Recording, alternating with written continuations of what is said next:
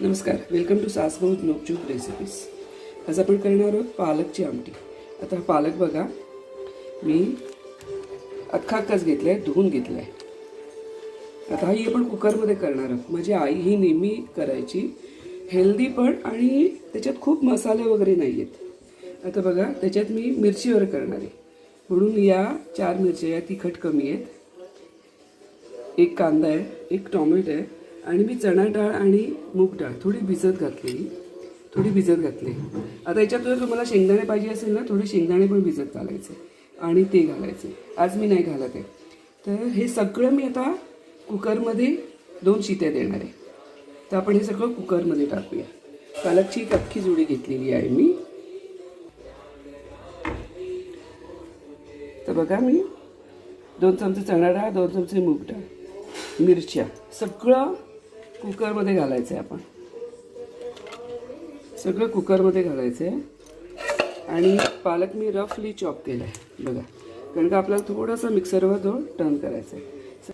सगळं कुकरमध्ये टाकायचं आहे आणि 2 शिट्या घ्यायच्या आहेत. बघा, सगळं कुकरमध्ये टाकलं आहे. आता पाव कप पाणी टाकायचं आहे, जास्ती पाणी नाही टाकायचं. पालकचं पाणी ऑलरेडी सुट्टेच आहे आणि मी 2 शिट्या घेते. 2-3 शिट्या घ्यायच्या. आता हे मी थंड झाल्यावर जरा मिक्सर वाटणार आहे. छान पेस्ट केलेली आहे.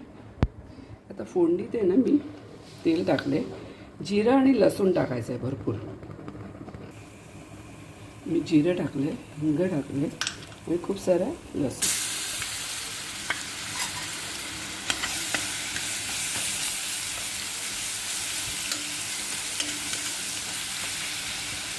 यात खूप मसाले नाही टाकायचे. ही आमटी मिरचीवर छान लागते.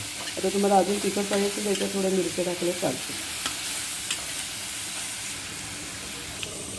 अशी हळद आणि धणे जिरं पूड टाकले.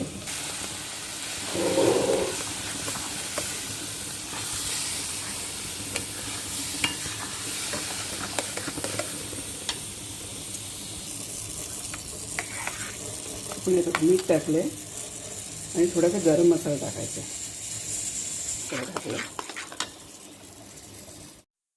या आमटीत जर थोडासा आंबटपणा पाहिजे असेल तर लिंबू पिळू शकता आणि याच आमटीत जर पनीर घातलं तर तुमचं पालक पनीर तयार होईल.